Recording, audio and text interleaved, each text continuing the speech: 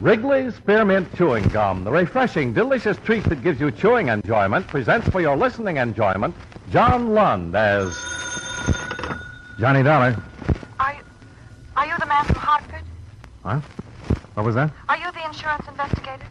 Yes, that's right. You're here about the Emil Carter shooting? Yes, who is this? This is Janice Late. Is this a gag? No, it isn't a gag. Oh, it's about time you gave yourself up, isn't it? No, I won't, because I didn't kill him. Then why did you take a run out? I don't know. I've done everything wrong, but I didn't kill him. I want to talk to you if you'll promise not to go to the police first. All right. I can promise that. How can we work it so I'll be sure? You'll have to take my word for it. I'll meet you any time you say.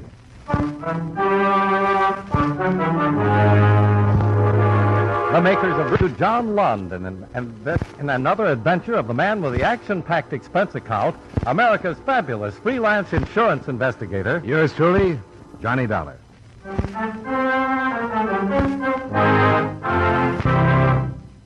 Wrigley's Spearmint Chewing Gum. Spearmint Chewing Gum gives you real chewing enjoyment. Yes, for chewing enjoyment plus Spearmint Chewing Gum. The lively, delicious flavor of Wrigley's Spearmint cools your mouth, helps keep your throat moist, and gives you a nice little lift. The good, smooth chewing of fresh and alert adds. So for chewing, treat yourself often to gum. Healthful, delicious.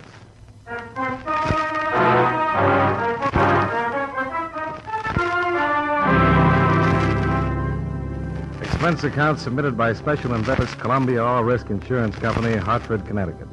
The following is an accounting of expenditures during my investigation of the Emil Carter matter. Expense account item 1, $219. Airfare and incidentals between Hartford and Los Angeles. For a day and a half, the police investigation of the murder of your policyholder had taken the form of a search for the girl who phoned me, Janice Late. 4 witnesses, tenants in the dead man's apartment house, had seen her running away in the corridor outside his door immediately after they'd heard the shots. I was more interested in the existence of a beneficiary, Carter's brother. I made a statement to that effect. It was printed in the papers, and I assumed that the call from the chief suspect on my second night in town was the result. Naturally, I was more than anxious to set up a meeting. Later, I wasn't so happy about it.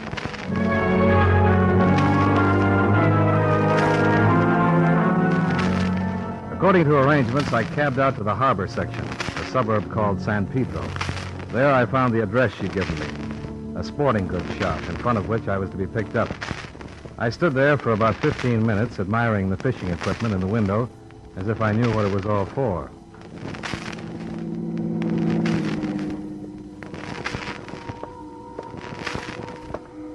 You got a match, mister? Huh? Oh, yeah.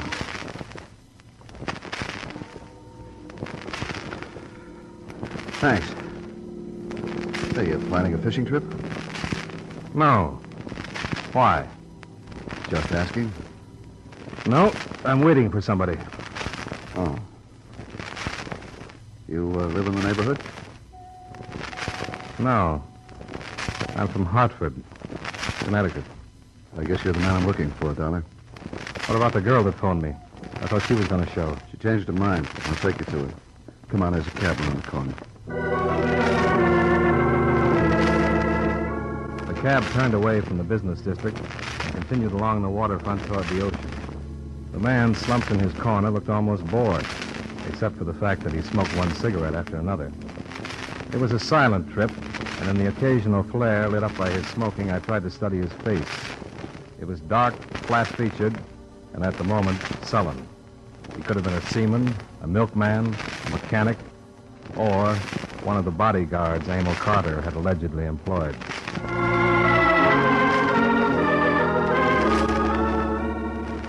We left the cab in front of an isolated cafe, and he led me down a narrow road to a parking lot near the outer breakwater of the harbor. In the single car on the lot sat Janice Late. Go on, get in, brother. He did come alone. You weren't followed. Ask him. He's gotten out of the habit of trusting people, so I didn't understand. I told you you could count on my coming alone. I did. Maybe you deserve it, maybe you don't. What do you mean? I've read about your background, your education, start of a good career as a dancer. I Can't figure how a girl like you could get mixed up with somebody like Emil Carter. You stood here a month ago to knock that into her head. Stop it, Frank. That doesn't do any good now. It never did. I didn't kill him, Mr. Dollar. I swear I didn't. Then why have you done everything that a guilty person would do? You were seen running away from the scene and getting into your car. You abandoned that. A cab driver remembers picking you up a block from where it was found. Everything you did has been done by scared killers before. I know. I did everything wrong. But I didn't kill him. I wasn't even in his apartment. To match all the testimony that says you did kill him, can you put your hands on any that says you didn't? No. When I was in the hallway, when I heard the shots, if I'd gone in instead of losing my nerve and running, I could have cleared myself, but I didn't. I ran. And then it was too late. I realized the police would never believe anything I said. What makes you think I will? I don't know. I'm just asking you to give me a chance. A chance to do what? I want to tell you what led up to that night. It doesn't make any difference how I met him or anything. I knew he was no angel, but I never thought he was all bad. I still don't. That's what 2 years of college does for you. 4 years of it, you're 100% blind. A kindergartner would have known Emil Carter for what he was, a second-class hood. Please, Frank. What's the story about that night? Emil and I were going to leave town. We were going to fly to Mexico City and get married. And we were going to South America and stay there. Emil wanted to get away from this town and the people he knew here. Well, I don't think that's worth much. Is there any way I can check it? Plane reservations? Yes, but I don't think they'll be worth anything either. They're under different names. Why the switch?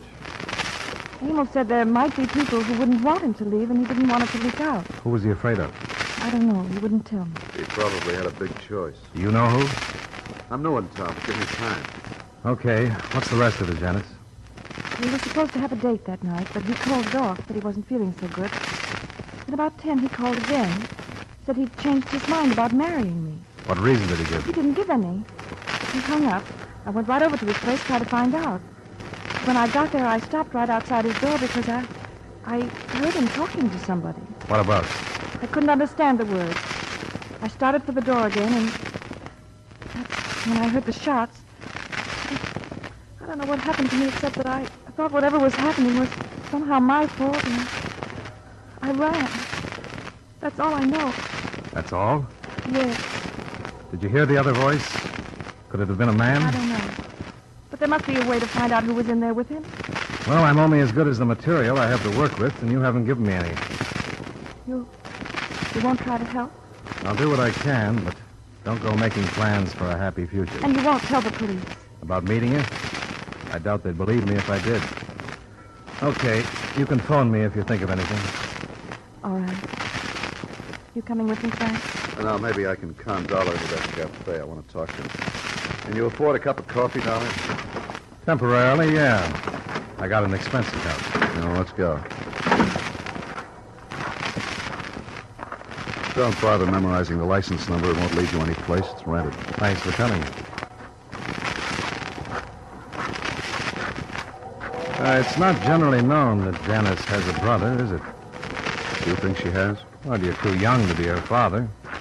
And you don't act like the man scorned. Tell me, why do you think a man killed Carter? I didn't say that, did I? You asked her if it couldn't have been a man in his apartment. That was a question the insurance company wanted me to ask. He carried a life policy with his brother as beneficiary. We can't find it. Ah. Hadn't even thought of that kind of an angle. Neither of the police. It's open and shut against Janice. Do you think she's guilty? No. Can you prove it? No. Do you have any other brilliant answers? Yeah, do you know Emil Carter was married? You could be tossing some bait in to get them off your sister's trail. I'm not. A common law wife. Been paying her $1,500 a month to keep it, among other things, a secret. If he dropped out of sight, that payment would stop. Why didn't Janice tell me this? Because she didn't know. You didn't tell her? No, I had a better idea, but it backfired. Janice has got me to thank for this mess she's in. I tipped Carter's wife that they were leaving for Mexico. But how did I know Janice would go storming up to Carter's apartment?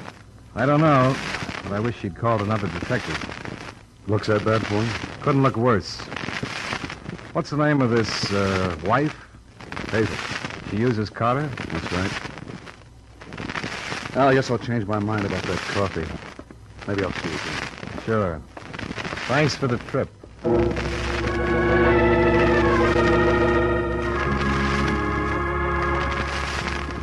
I cabbed back to town, but to my hotel, not the police. I had no idea of sharing with them the vague hearsay evidence that had been given me that night. It seemed to me the logical place to go was back to the tenants of Emil Carter's apartment building. I did, the next morning. And the developments that followed paint a fairly true picture of that hindrance to accurate investigation, the average eyewitness. I won't bother quoting all four at the address, but Mr. Samuel Nelson will serve as a composite. Why, yes, Mr. Dollar. I'm glad I can be of some service. I'll do anything I can. Well, thanks, Mr. Nelson. I've just come from talking with Mrs. Roberts down the hall. Oh, yes. Didn't you say that she was already in the corridor when you got there the night of the shooting? Yes, she was. Well, she seems to think now that you were there before she was. Oh, but she's wrong. I remember distinctly. I went out, and as you know, the Roberts apartment is across and to the rear of the one Mr. Carter lived in. You were looking toward the rear of the building? Yes. Why, the first person I saw when I went out was Mrs. Roberts standing there. Then I heard the sound of running up toward the front and saw this woman. She was running toward the street entrance.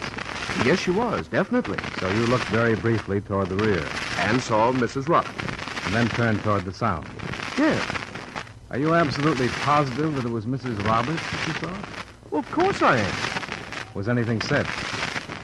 No. Oh, nobody said anything for a minute. We were startled, you know.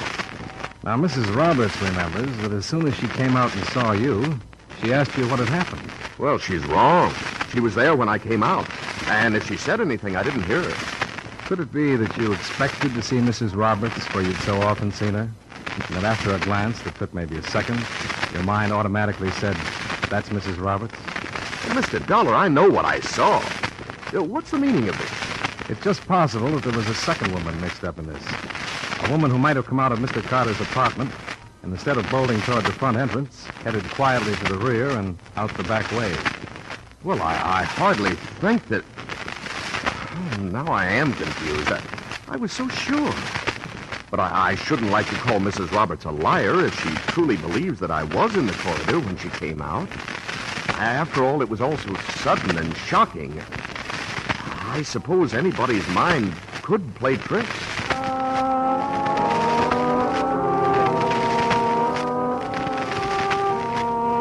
In less than an hour, 4 positive witnesses had broken down in the face of doubt. None of them could swear that there had been a second stranger in the hallway, and neither could they swear that there hadn't been. And by the end of it, none of them was certain that Janice had come out of the Carter apartment. I wondered how the police would react, and I found out from the man in charge of the investigation, Lieutenant Scott, Central Division Homicide. So you broke down their statements.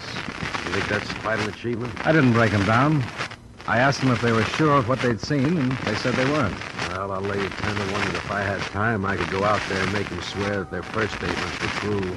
But I don't have time. I've got 3 other cases to work on. Janice Late's life might depend on it. I thought maybe you'd want to be sure. Who can be sure of anything? The DA and a good defense lawyer get a hold of those people, they'll probably tell 2 other versions. That's the way witnesses are. Yeah? What makes you think this late girl is innocent? I didn't say that. I'm still dreaming about an insurance motive. You better drop it. Every day she stays in hiding makes the case against her stronger. She could be afraid of all the circumstantial evidence stacked up against her. To us, it isn't circumstantial. What about Carter's wife? Well, what about her? Have you questioned her? No more than we've questioned his other relatives or friends. Now, look, we've got a case against Janice Late Dollar, and when we get a case, we don't start out to break it down. If we did, nothing would ever get settled. Okay, Lieutenant. Sorry I took up your time.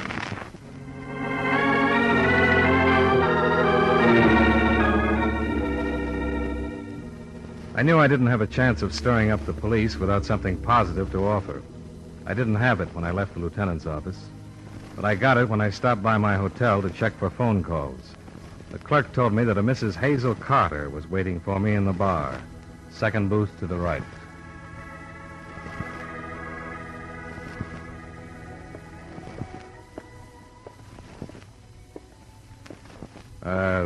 Mrs. Carter? Yes?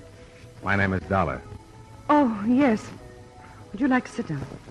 Thank you. Why did you get in touch with me? I think we have a common problem. The death of my husband. I thought you didn't talk about the marriage. I haven't for a long time. Not because I didn't want to. But I have been notified by the brother of Janice Late that I was called a possible suspect. Yes, your name did come up. Naturally, I'd like to do away with that suspicion. With a semi-legal arrangement that comes close to blackmail, I can't say that I blame you. How do you plan to do it? I want you to tell me how to go about offering a reward for any help in bringing about the arrest of Janice Late. Reward or the price of getting the pressure off you? Couldn't we go to your room to talk about it? Sure, Mrs. Carter. I'm anxious to hear the amount we're bargaining for.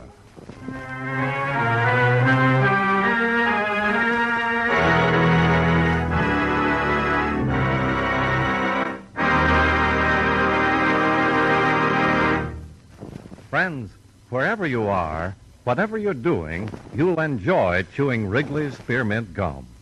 Chew Wrigley's Spearmint while you're working. The lively, full-bodied flavor of Wrigley's Spearmint gives you a refreshing little lift.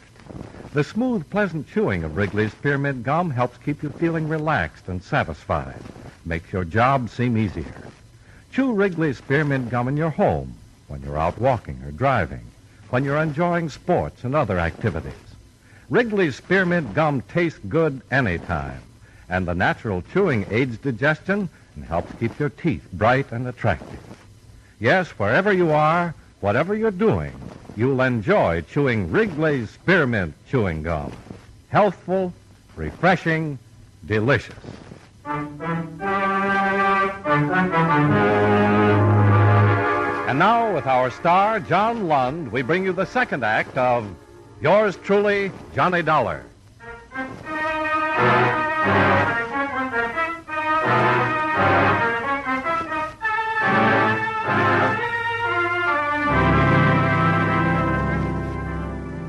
Mrs. Emil Carter was a rather plain, brown-haired woman who appeared to be slightly older than her dead husband. As she talked about him in my hotel room, it seemed as though she were discussing something she had lost a long time ago. And it was hard to decide whether she was bargaining for a frame to be put around Janice Late or was sincere about the reward. I knew that sooner or later the truth about our marriage would come out. So I was almost relieved when Janice's brother phoned and said that he told you. Then at least I had someplace to go. You always had the police. I've heard that in these situations, widows are almost automatically suspect. Well, in your case, that's not hard to understand, is it? No, I suppose not. You knew your husband was leaving the country. Yes. You knew that his $1,500 a month payoff to you was likely to stop. Yes, but I don't see how killing him would change that. I know this isn't the time to think of myself, but with him gone, there's nothing for me. He left me nothing. Then there's the chance you were just plain in love with him and didn't want him running off with someone else. I was in love with him. But during the years of being separated from him, I've gotten over any feelings of jealousy. When I heard that he was leaving, I talked to him on the telephone. For the first time in months, I asked him if he realized what he was doing. How leaving me could be used against him by the people who hate him. Do you have any particular people in mind? I think it's fairly well known that Emil had enemies.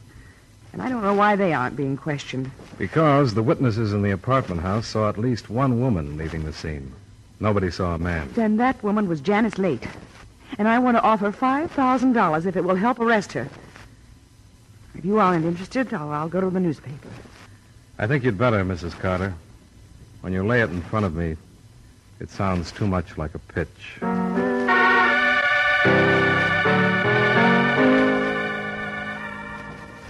Her story made the front page of the paper I bought under the heading, Cooling Murder Sparked by Reward Offer of Mystery Widow. And strangely enough, it sounded sincere, not slanted toward Janice Late as I'd halfway expected, but offering $5,000 for any information leading to the arrest and conviction of the person or persons guilty of murdering Emil Carter. I didn't know how the police were faring, but as far as I was concerned, reaction set in almost immediately.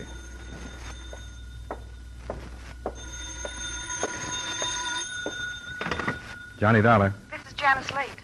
Oh? How are you making out? What kind of a trick is she trying, this reward in the papers? I don't know. It's got news value, and she must have laid cash on the line. It might even be on the level. Oh, you're crazy. It can't be on the level. You know that. She says she didn't kill him. You talked to her? Yep. What'd she say? Just that. She didn't kill him. I'm surprised that you're so upset about her. According to your brother, you didn't even know about her. He told me about it last night. What's this going to do to me? I don't know. But I think you'd better give yourself up. No, I won't. There's too much against me. The police don't care that I didn't kill him. They don't care who they get, just so they get somebody. So they'll have to find me. The longer you stay out, the worse it looks for you. Now listen to me. The witnesses who saw you outside Carter's apartment aren't sure now that they didn't see somebody else, too. On the strength of that, give yourself up. Maybe we can do something with it. No. I'll have to think. I'll have to talk to Frank. I don't know what this reward's going to mean. I'll have to think. I'll call you back.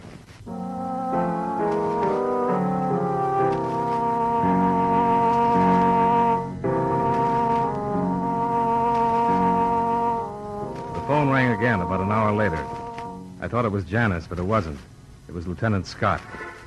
He had a confession to Carter's murder that he wanted to talk to me about. It was made, he said, by a man who claimed that he was Janice Late's brother. The news spread fast. It was on the radio at the cigar stand as I left the lobby of my hotel. This brother of hers says he knows you, that he met you last night. Yeah, I guess he did. He says you met Janice Late and him at the beach. She phoned me, Lieutenant. Could have been a crank. Could have been anything. Well, I met them. And nothing they said would have done you any good. So I didn't bother you with it. Bother me with it? With what we haven't had, did you think that picking up a suspect would bother me? Well, you know my racket. Sometimes I have to give my word about running to the police. If I get out of the habit of keeping it, I'm going to miss a lot of bets. Yeah. Last night, did he question you as to why you thought a man might have killed Carter? Oh, yeah. I was thinking of the beneficiary. He said that when you mentioned that, he figured you had something on him, and when the reward was posted, he decided to give himself up. You sound like you don't believe him, Lieutenant. I'll be honest, I don't know. You think he's protecting his sister? I said I don't know. You want to talk to him? If it'll help. Well, it might. I'll send you in.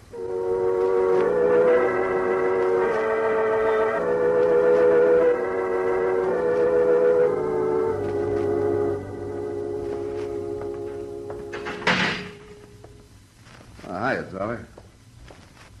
Yeah, I hope I didn't put you on the spot by talking about last night. Oh, that's not important. But I was surprised to hear about this. Yeah. I'm surprised, too. What do you mean? Well, about the whole thing. Never thought I'd go this far.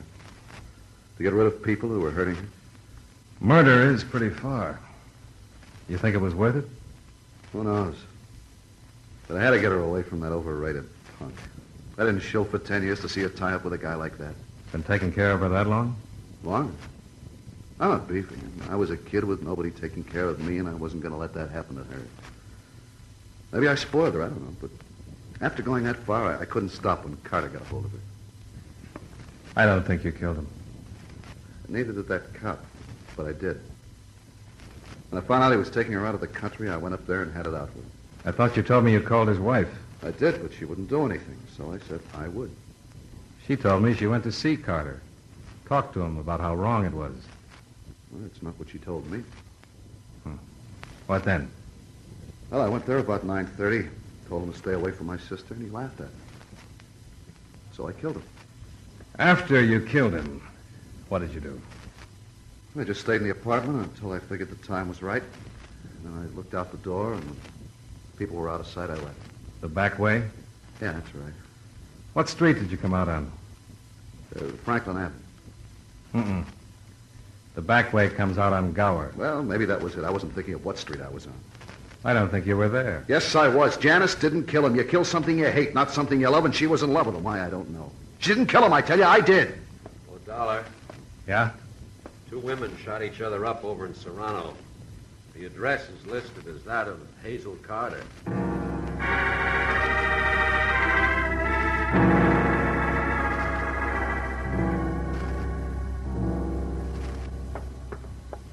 Hi, Lieutenant. Hello, Doc.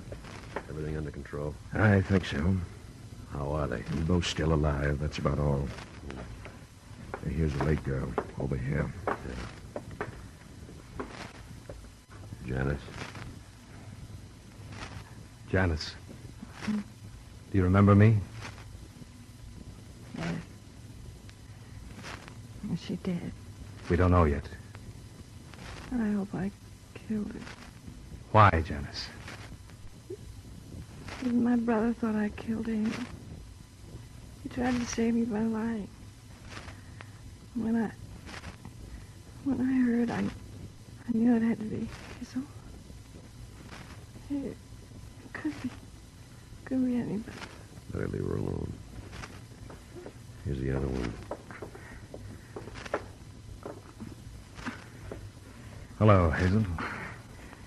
Never thought this. Well, take it easy. Did you kill your husband? Yes. He was going away with her. I didn't mean to. But he was going away with her. I couldn't let him leave me. Lieutenant, this one's gone. She died without finishing her statement. I don't think we need a statement. We got too many now. From too many eyewitnesses.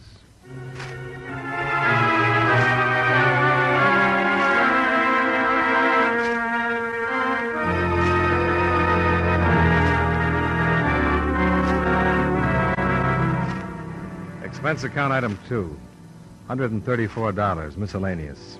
Item 3, same as item 1, transportation back to Hartford. Expense account total, $572. Remarks? Well, I was wrong right from the beginning. I'm not making excuses for it, but I wasn't as far wrong as the brother, Frank. If his false confession had ended it, he wouldn't have taken the rap for his sister, who he thought was guilty, but for Hazel Carter, who he was afraid was innocent. Yours truly, Johnny Dollar.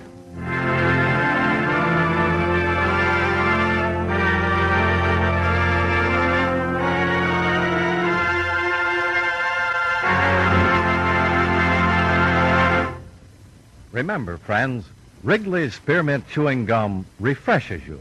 Wrigley's Spearmint Chewing Gum gives you real chewing enjoyment. The lively, full-bodied flavor of Wrigley's Spearmint cools your mouth, freshens your taste, sweetens your breath. The smooth, pleasant chewing of Wrigley's Spearmint helps keep you feeling relaxed and satisfied. Makes whatever you're doing more enjoyable. Yes, for refreshment plus chewing enjoyment, treat yourself often to Wrigley's Spearmint Chewing Gum. Millions enjoy it daily. Get a few packages and always keep some handy. That's Wrigley's Spearmint Chewing Gum. Healthful, refreshing, delicious.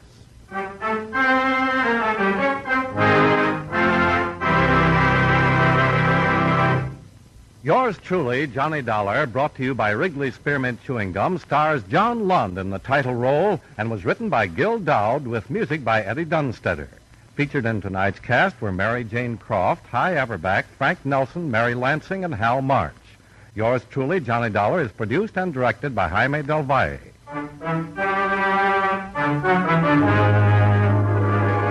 The makers of Wrigley's Spearmint Chewing Gum hope you enjoyed tonight's story of Johnny Dollar and that you're enjoying delicious Wrigley's Spearmint Gum every day. This is Charles Lyle inviting you to join us again next week at this same time when from Hollywood, John Lund returns as yours truly, Johnny Dollar. This is the CBS Radio Network.